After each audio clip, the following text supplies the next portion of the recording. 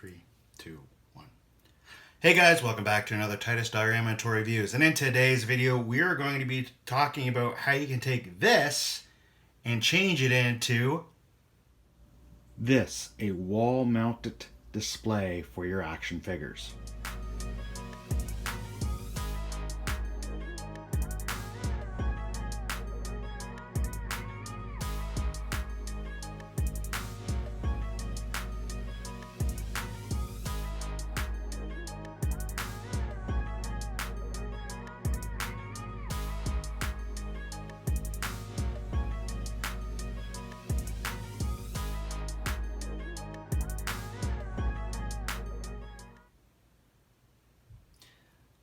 So guys, for quite some time now, I've actually been thinking about making some sort of a wall-mounted display or diorama for my Spider-Man action figures. And recently I actually watched one of Cosplay Chris's videos, which he did just that for his Iron Man Marvel Legends figure that he recently got. I will have a link in the description below, so if you want to check out that video, by all means go ahead and do that. He has some really, really great content, so make sure you check out some of the other videos that he has. Now, what I want to do with this is actually make a wall piece that has bricks or slats going up this wood piece. I am going to be drilling out a couple holes to install these bamboo skewers, and that will be what the action figure will peg to. Now, let's talk briefly about the materials that you're going to need, and I'll show you the blueprint that I've already come up with that I'm going to follow to make this. And then we'll jump into a time lapse, and during that time lapse, I'll discuss with you how I'm actually building this. So the first thing you're going to need is you're going to need some sort of base or backing to glue your foam to. In this case, I'm using a 12-inch by 5.25 inch by 1/4 inch piece of board picked up at Michael's. I have a 6-inch piece of 6mm piece of foam here, and a 2mm piece of foam, both from Michael's as well. 2 bamboo skewer sticks that were picked up at our local grocery store. And then, of course, I'm going to use a ruler, a clear plastic ruler here, so I can mark out all of my dimensions for all the pieces I need to cut out. A metal ruler that I can use when I'm cutting that foam out.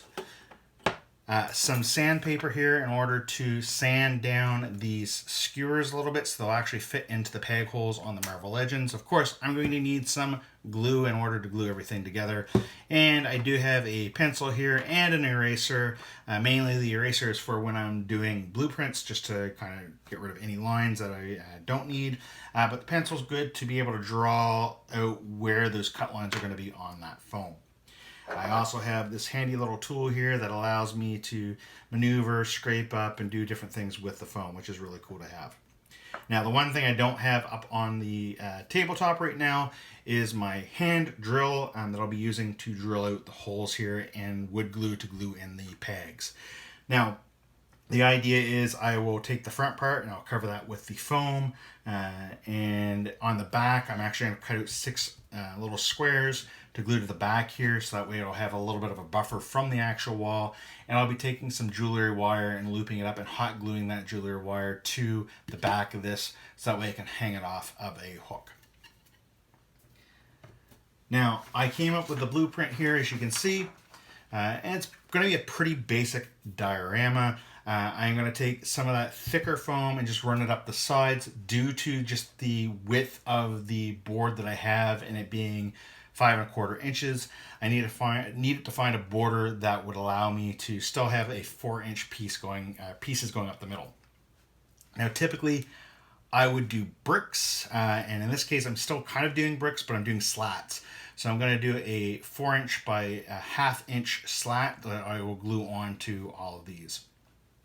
Now, once it's all glued and done, I will go ahead and paint the entire diorama, and then we should be good from there. So let's go ahead and get into the time lapse of me actually building this, and I'll discuss during that time period what I'm actually doing.